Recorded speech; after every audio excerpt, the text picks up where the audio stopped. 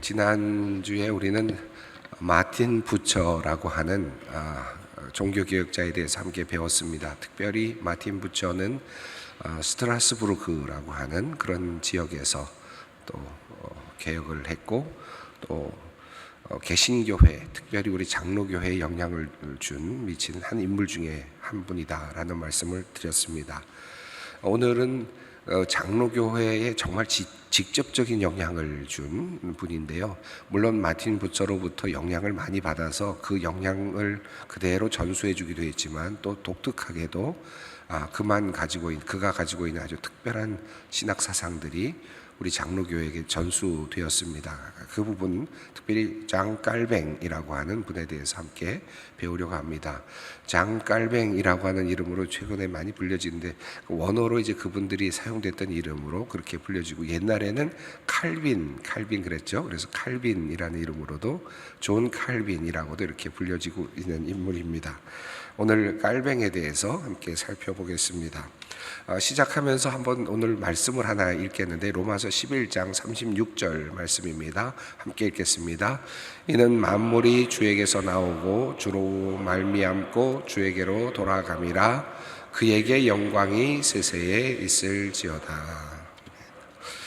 깔뱅의 신학을 한마디로 요약할 수 있는 성경 구절이 있다면 어쩌면 로마서 11장 36절 말씀이 아닐까 생각이 듭니다. 솔리 데오 글로리아라는 말 들어보셨죠? 오직 하나님께만 영광을 이라고 하는 표현인데요. 이 표현도 역시 깔뱅과 아주 밀접하게 관련이 되어 있다고 할 수 있겠습니다. 다시 말하면 모든 것들은 하나님으로부터 나오고, 또 하나님으로 말미암았고, 또 하나님으로부터 돌아간다, 하나님께로 돌아간다. 모든 것이 하나님에 의해서 움직이고 있다라고 하는 사상입니다.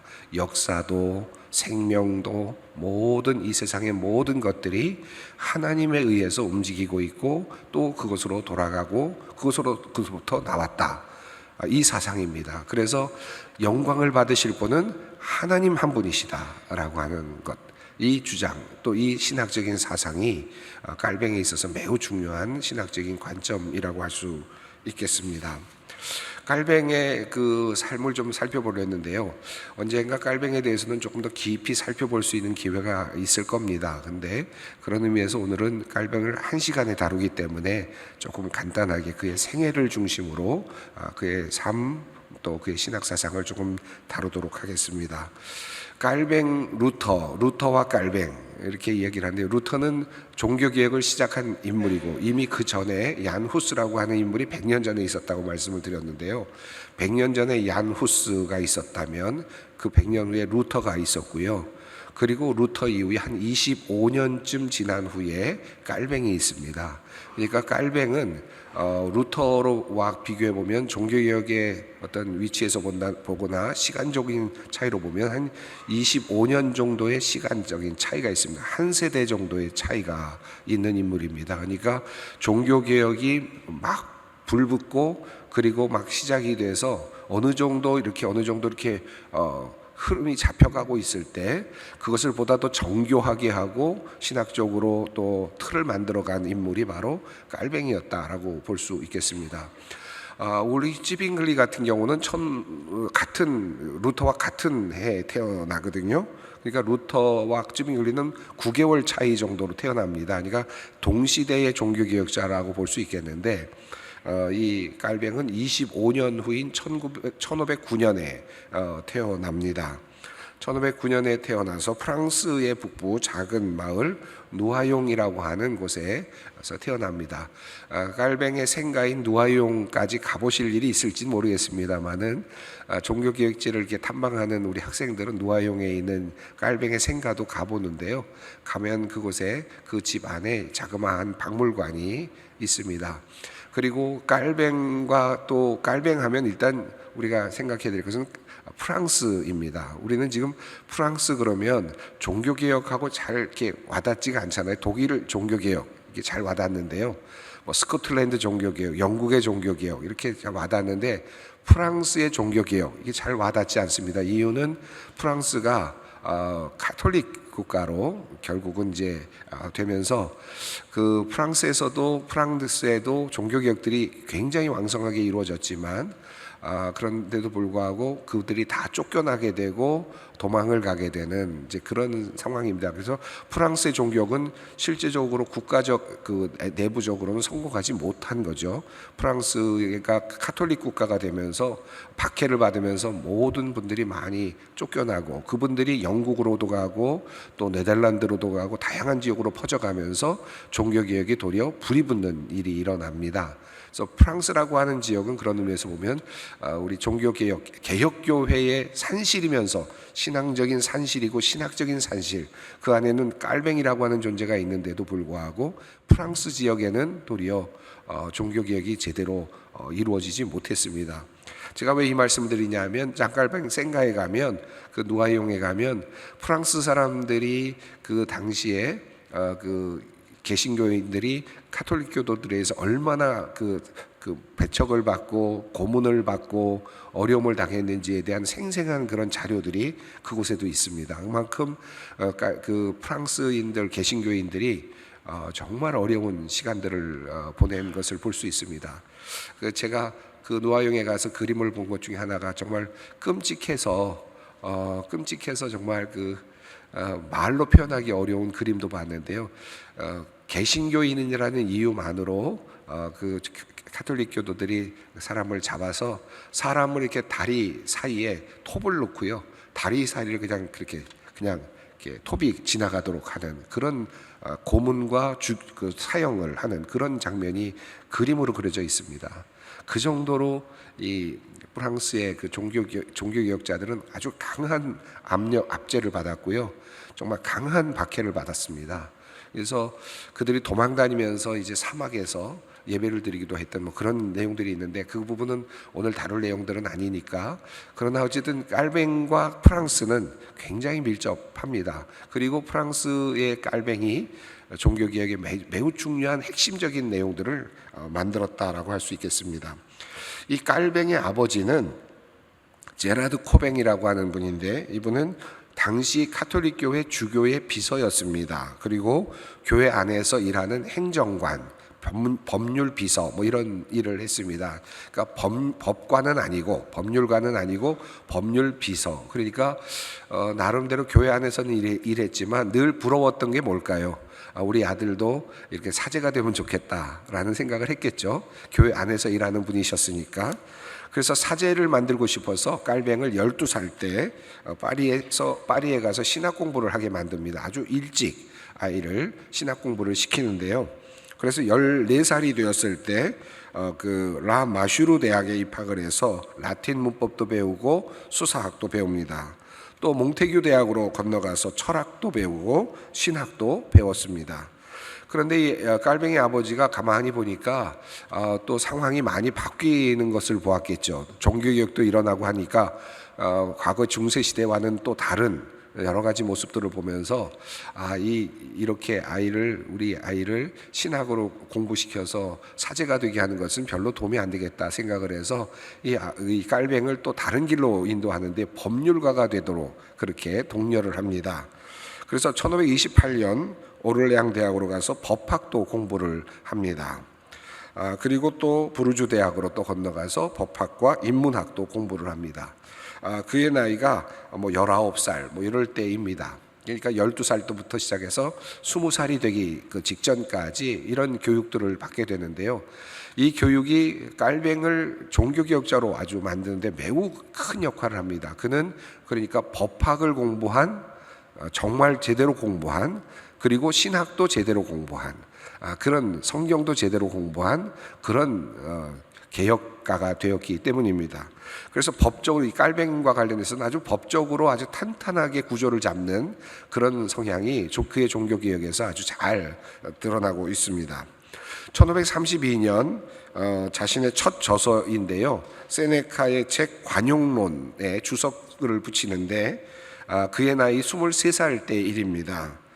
인문주의자로서 첫 번째 발걸음이라고 할 수 있겠는데, 세네카의 관용론에 대한 인문주의자적인 어떤 토를 이렇게 달고 주석을 붙였는데, 그의 주석은 다른 사람과 좀 달리 단지 인문주의자가 아니라 신학적인 수업까지도 잘 받았기 때문에 그 안에는 신학적인 내용도 아주 깊이 들어있는 수준 높은 인문주의자의 그런 주석서라고 그렇게 알려져 있습니다.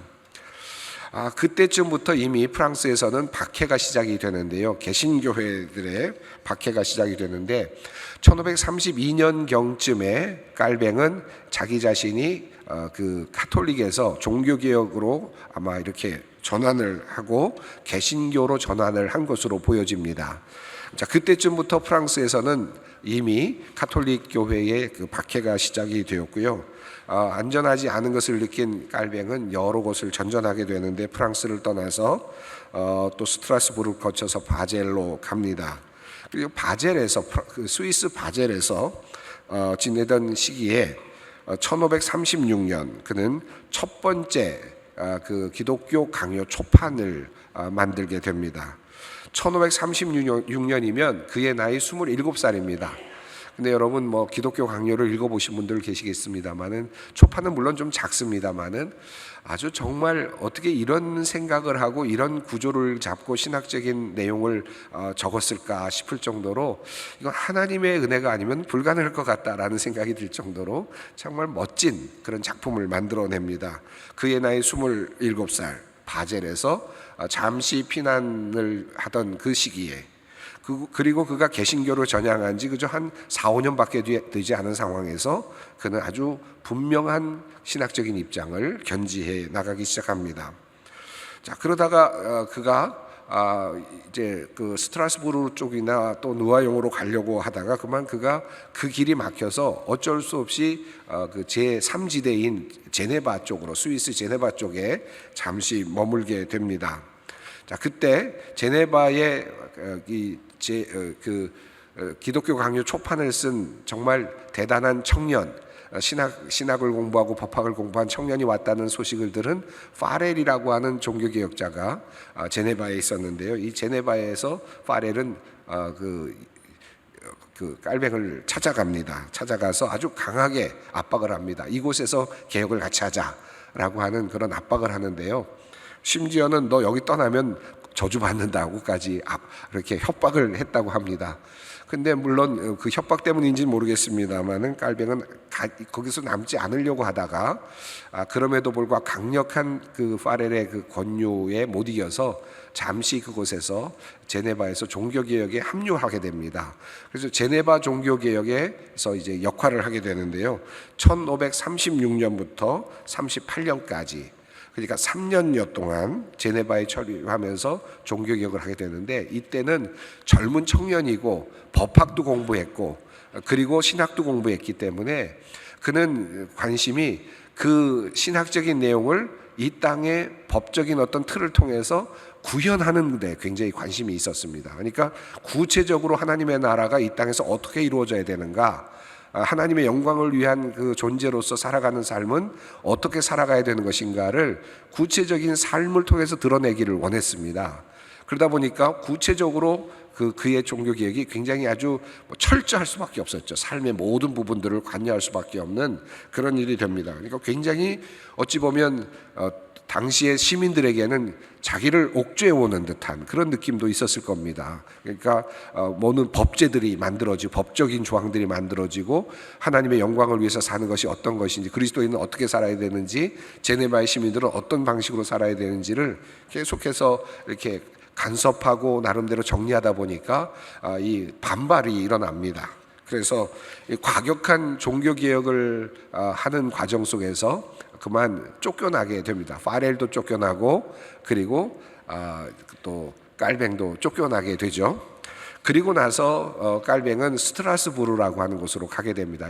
이미 지난 시간에 잠시 말씀을 드렸는데요. 마틴 부처가 그곳에서 개혁을 하고 있었고 또 교회를 이루고 있었고 개혁교회가 왕성하게 이렇게 진행되고 있었던 곳에 마틴 부처에게로 가서 그곳에서 머물면서 부처의 영향을 상당히 많이 받습니다.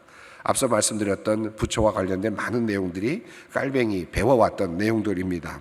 그곳에서 한 3년간을 지내게 되는데요. 1541년까지 지내면서 프랑스에서 망명 온 사람들, 앞서 말씀드렸습니다만 프랑스는 지금 박해가 계속 지당이 되고 카톨릭들이 계속해서 박해를 하기 때문에 개신교도들이 그곳에 머물 수가 없었습니다. 그래서 다들 넘어와서 여러 곳으로 피난을 가게 되었는데 특별히 스트라스부르에도 많은 피난민들이 있었습니다.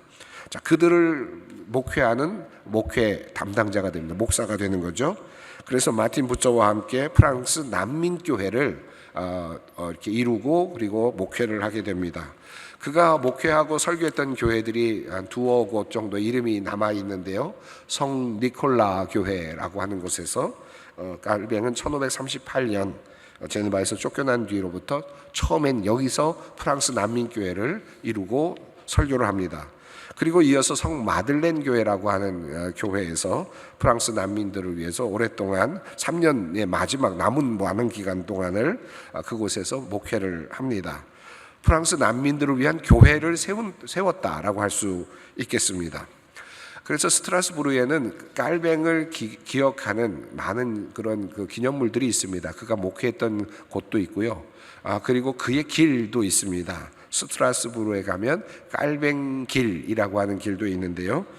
그곳에 살면서 그가 목회 사역을 했던 것을 기리는 그런 자리도 있습니다. 스트라스부르에서 그 마틴 부처로부터 많은 영향을 받았다고 말씀을 드렸는데 전에 말씀드렸습니다만은 그 죄를 예배 순서와 관련된 죄의 고백이라든지 또 그 죄의 고백 이후에 또 사죄의 선언이라든지 이런 것들이 다 이제 이 마틴 부처의 영향을 받은 것들이라고 할 수 있겠습니다. 스트라스부르에서 그는 1540년 41년까지 일을 했는데 40년에 결혼을 합니다. 마틴 부처의 중매로 이들레트 드비르라고 하는 분과 결혼을 합니다. 1540년에 결혼을 했는데요. 이 부인이 오래 살지는 못했습니다. 1549년에 세상을 떠났으니까 9년 정도밖에는 함께 생활을 하지 못했습니다. 스트라스부르에서 1년 동안 아주 신혼의 시간을 보낸 후에 그러면서 그는 그곳에서 많은 책을 쓰는데요. 스트라스부르에서 이루어진 많은 작품들이 있습니다. 그 기독교 강요 이제 그 개정판인데 이것은 굉장히 두껍게 나온 개정판인데 상당히 더 정교해지고 더 내용이 꽉 찬 그런 것들입니다. 1539년에 기독교 강요 제 개정판이 나왔고요. 로마서 주석도 그곳에서 1540년에 발간을 합니다. 또 성만찬 논쟁과 관련된 논문도 1541년에 또 발간을 합니다. 이렇게 신혼생활을 하면서 그곳에서 정말 피난민들과 함께 즐거운 시간을 보내면서 또 그들을 위로하면서 보내면서 또 많은 책도 썼던 시간, 깔뱅에게 있어서는 이 스트라스부르에서의 그 개혁의 시간이 잊을 수 없는 시간이었다고 합니다. 그리고 참 행복했던 시간이라고 그렇게 알려져 있습니다. 자, 그런데 깔뱅이 이렇게 스트라스부르에서 한 3년여 동안 피난민들과 함께 재미있는 시간을 보내고 있는 사이 깔뱅을 쫓아보냈던 제네바의 상황은 좀 안 좋아졌습니다. 좋은 종교개혁자들을 다 내쫓은 다음에 나름대로 종교개혁을 해보려고 했지만 종교개혁이 제대로 이루어지지를 않았습니다. 그래서 이 제네바의 의회는 깔뱅을 다시 초청하기로 결정을 합니다. 내쫓았던 깔뱅을 다시 초청을 해서 이제 전권을 주겠다라고 하는 약속까지 하면서 그럼에도 불구하고 굉장히 어려움이 후에 있었습니다만 어쨌든 그렇게 해서 깔뱅을 계속해서 오라고 요청을 하는데 깔뱅은 처음에는 가려고 하지 않죠. 그러나 이제 그것 안에서 하나님의 부르심을 이제 경험하게 됩니다. 그가 이렇게 가게 되면서 제네바로 가면서 이런 고백을 합니다. 함께 읽어보겠습니다. 만일 나에게 선택의 자유가 있다면 제네바로 돌아오라는 당신의 요구만은 정말 거절하고 싶지만 내가 나의 주인이 아님을 돌이켜 생각하여 주님께 제물로 바치듯 내 마음을 즉시 그리고 진심으로 드립니다. 이 표현이 굉장히 중요한데 본인은 정말 가고 싶지 않았다는 거예요. 정말 가고 싶지 않았는데 하나님의 부르심이다라는 그 사실을 깨닫고 이것은 내가 할 수 있는 것이 아니니까 내 마음도 하나님께 드립니다. 하나님께 바칩니다. 라고 하면서 그렇게 생각을 하고 결정을 하고 1541년 제네바로 가서 제네바에서의 개혁을 시작을 합니다. 제네바로 가면서 잠시 아내와 떨어졌다가 다시 만나지만 이내 또 잠시 제네바에서 개혁을 하던 중에 아내는 세상을 떠나게 됩니다. 여러분 그 그림을 하나 보시겠는데요. 제네바로 입성하고 있는 그 와일리의 그 개신교사에 있는 사파인데 칼빈이 제네바에 재입성하다라고 하는 그런 그림입니다. 많은 사람들이 뒤따르면서 뭔가 큰 기대를 하고 있는 듯한 그런 느낌도 있습니다. 1541년에 그가 곳에 와서 14년 동안 1555년까지 제네바에서 개혁 활동을 하게 됩니다. 앞서 말씀드렸지만 그는 법률을 공부를 했기 때문에 입법 활동을 많이 했습니다. 어떻게 하면 이 도시를 하나님을 믿는 도시로 만들 것인가, 어떻게 하면 그 법을 잘 만들어서 많은 그 성도들, 많은 시민들이 하나님의 백성으로 살 수 있게 할 것인가. 그러니까 정말 그 성화된 도시, 하나님의 나라를 만들고 싶어 했습니다. 이 땅에. 그래서 법적으로도 그것을 만들어서 그래서 교회법도 만들고 시민법도 만드는데 이것이 서로 연관되게 함으로써 정말 하나님의 나라가 이 땅에 이루어지는 도시가 어떤 도시일까? 그렇다면 그 도시는 제네바에 있다라고 할 정도로 그만큼 정말 대단한 도시를 만들려고 노력을 했습니다. 그리고 이것들은 이제 많은 사람들에게 영향을 미치기도 했는데요. 제네바 목사회라고 하는 것을 만들었는데 이 제네바 목사회는 그 성서 연구와 신학 토론, 그러니까 목회자들을 모아서 함께 토론하고 함께 협의하는, 그래서 제네바 인근의 많은 개혁자들도 함께 모여서 함께 토론을 하면서 개혁을 함께 이끌어가는 매우 중요한 모임으로 자리 잡기도 했습니다.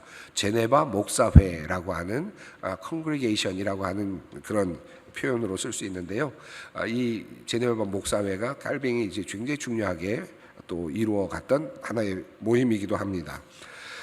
특히 한 점은 칼뱅에 있어서 먼저 이야기를 하는 것이 좀 그렇습니다만은 칼뱅에 있어서 중요한 일들 중에 하나는 종합구빈원 그리고 프랑스 기금이라고 하는 그런 것들을 만들고 설립하고 또 유지했던 그런 기록을 먼저 말씀드릴 수 있을 것 같습니다.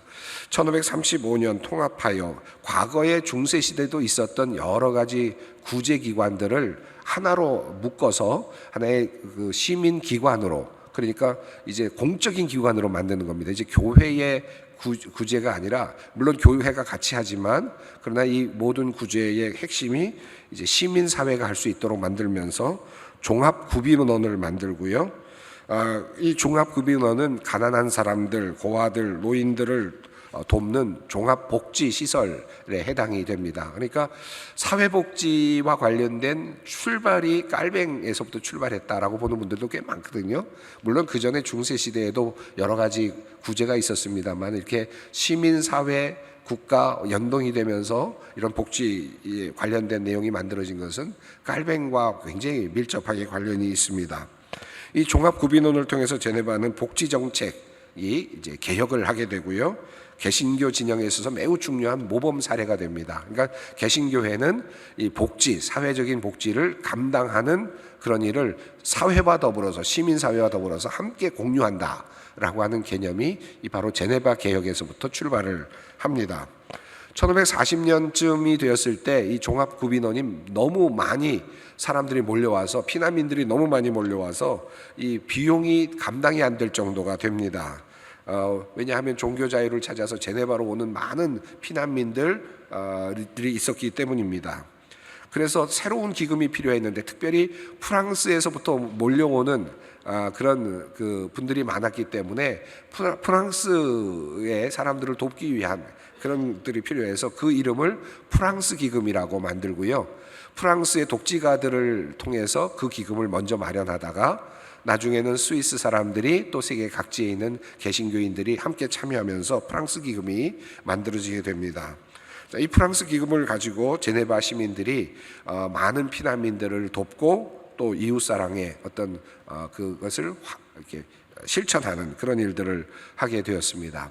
이제 뒤에 나오겠습니다만은 이 이웃사랑, 하나님께 영광을 돌리는 것과 관련돼서, 특별히 또 예배와 관련돼서 이웃사랑은 매우 중요한 깔뱅의 개념 중에 하나입니다. 그런 의미에서 지금 종합구빈원도 만들고 그리고 프랑스 기금도 만들었던 깔뱅의 모습을 먼저 제가 좀 말씀을 드렸습니다. 깔뱅이 이렇게 제네바를 개혁 도시로 만드는데요. 잔 낙스가 제네바를 방문한 다음에 이런 이야기를 합니다. 제가 한번 읽어드리겠습니다. 제네바는 사도 시대 이후 이 땅에 존재했던 가장 완벽한 그리스도의 학교입니다. 다른 곳에서도 그리스도가 진실로 전파되는 것은 인정하지만 예절과 종교가 이처럼 진지하게 개혁된 것은 아직 본 적이 없습니다. 라고까지 이야기를 했습니다. 그 정도로 종교적인 도시를 만들어 갔던 깔뱅이기도 합니다. 그는 1564년 54세의 나이로 세상을 떠나게 되는데요. 깔뱅의 마지막 순간이 또 사파로 이렇게 그려져 있는데, 많은 사람들 주위에서 마지막을 맞이하는 54세, 너무 아깝게 젊은 나이 같다 싶은데 당시의 나이로 보면, 물론 루터 같은 경우는 아주 오래 살았습니다. 정말 오래 사는 케이스고요. 그 당시 깔뱅도 좀 일찍 세상을 떠난 셈이 아닌가. 당시로서는 아마 비슷한 나이들 많이들 세상을 떠난 것 같습니다만은, 깔뱅과 관련해서 제네바에 가시면 몇 가지 볼 것들이 있습니다. 우선 생피에르 대성당, 성 피터죠. 성 피에르, 세인트 피에르인데요. 생피에르 대성당인데, 여기에서 깔뱅이 목회를 했었습니다. 전형적인 그 고딕 양식의, 특별히 그런 캐톨릭 교회 같은 그런 예배당이지만, 내부로 들어가면 깔뱅이 그 안에서 이제 그 종교 개혁을 이루고 그리고 또 성경을 가르쳤던 그런 모습들이 그대로 볼 수 있습니다. 그리고 매주 2차례 이곳에서 그가 설교를 했는데요. 그가 앉아 있었던 의자, 아직도 그 나무 의자가 그곳에 있다고 합니다. 한번 가서 앉아볼 수는 없겠죠. 그냥 앉아볼 수는 있는 것 같은데 그 의자가 그 자리에 있습니다. 또 하나, 제네바에 가시면 꼭 보게 되는 것 중에 하나는 제네바의 종교개혁 기념벽입니다. 어마어마하게 큰 동상인데 한 5m, 6m 정도 되는 동상입니다. 바스티온 공원에 가시면 어마어마한 4사람이 서 있는 것을, 웅대한 모습으로 그 벽 위에 서 있는 것을, 절벽 위에 서 있는 것을 볼 수 있는데요. 파렐과 그리고 깔뱅과 데오르브 베자와 잔 낙스, 당시 종교개혁에 아주 핵심적인 역할을 했던, 특히 제네바와 관련돼서 이렇게 관련되어 있던 분들이 이곳에 그대로 높은 그 스태츄로 써 있기도 합니다. 1909년에 만들어진 것인데, 이 제네바에 대한 평가는 그래서 상당히 좀 다양합니다. 우선 종교개혁의 관점에서 보면 종교개혁의 도시, 개혁이 어떻게 이루어질 수 있는지 모델을 보여주었던 그런 도시로서 뭐랄까요, 굉장히 모범적인 사례이고, 그런 면에서 이 4사람의 모습이 굉장히 아주 중요한 하나의 제네바를 상징하는 그런 모습으로 이렇게 비춰지는 반면에, 또 어떤 사람들에게는 이 4사람 때문에 우리가 종교라고 하는 것에 갇혀서 자유를 누리지 못했다 라고 하는 것 때문에 또 이 부분들을 또 싫어하는 분들도 또 있어서, 언젠가는 여기 막 어떤 분들이 페인트 칠도 막 해가지고 또 이것을 벗겨내는 작업도 하고 막 이런 일들도 있었다고 합니다. 그러니까 이 제네바시에서 젊은이들은 또 이렇게 종교개혁 도시를 만들었던 깔뱅을 좋아하지 않는 그런 사람들도 또 종종 있었겠죠, 당연히. 자, 그런 하여튼 한번 여러분이 가보실 만한 그런 동상입니다. 그리고 그 지역에 또 한 곳이 있는데, 국제종교개혁박물관이 하나 있습니다. 메종말레에 있는데요. 종교개혁과 관련된 많은 자료들이 전시되어 있는 박물관이기도 합니다. 아마 여러분 유럽을 많이 가셨겠는데요. 아마 이렇게 종교개혁의 중심으로 종교개혁을 관점을 가지고 도시를 방문한 적은 거의 없으실 것 같아요. 종교개혁지 방문이라는 특별한 프로그램이 아니면 아마 그냥 지역을 가실 때마다 그 지역의 명물들, 다른 것들을 보셨을 텐데, 한 번쯤 종교 개혁지들과 관련된 것들을 한번 보시는 것도 상당히 의미 있는 유럽 여행이 될 것이다라는 생각이 듭니다. 깔뱅과 관련된 그 신학적인 특징들을 좀 말씀을 드려야 되겠는데 시간이 많이 갔네요. 깔뱅 하나님 나라의 주권, 그리고 공동체와 인간에 대한 이해, 오직 성경으로, 그리고 소명의식, 그리고 또 교회의 신학자, 예배와 찬양과 관련된 내용들이 깔뱅에서 신학적인 특징들인데요. 시간이 많이 갔기 때문에 한 가지만 말씀을 드리겠습니다. 예배와 관련된 내용들, 우리가 개신교회, 특히 장로교회로서 깔뱅에 영향을 받은 것들이 몇 가지가 있는데, 제일 먼저 깔뱅은 예배를 시작할 때 항상 시편 124편 8절을 읽고 시작을 했습니다. 우리의 도움은 천지를 지으신 여호와에게서로다. 이 말씀을 읽고 항상 예배를 시작했다고 전해집니다. 또 깔뱅은 예배를 어떻게 보았느냐 하면 사도행전 2장 42절에 나오는 말씀, 사도의 가르침을 받고 또 서로 교제하고 또 서로 떡을 떼며 그리고 함께 기도하였다라고 하는 이 말씀을 통해서 예배의 네 가지 구성 요소를 이야기했습니다. 첫 번째는 가르침, 사도의 가르침, 다시 말하면 말씀이죠. 설교를 중심으로 한 말씀, 이게 예배의 매우 중요한 구성 요소라고 봤고요. 그 다음에 또 하나는 성도의 교제, 서로 교제했다라는 표현에서 코이노니아, 이것은 세상 사람들을 향한 구제를 의미했습니다. 그래서 어려운 이웃들을 위한 구제가 바로 교제와 관련된다라고 보았고, 이것이 예배의 한 축으로 보았습니다. 그래서 아까 말씀드렸던 프랑스 기금이라든지 이런 것들이 바로 그 예배의 한 축으로 이해를 했던 것입니다. 또 하나, 떡을 뗀다라는 말은 성찬을 집례하는 것으로 이해했고요. 또 기도한다라는 말은 기도와 찬양을 의미하고 그것은 시편성을 부르는 것으로 그렇게 이해를 했습니다.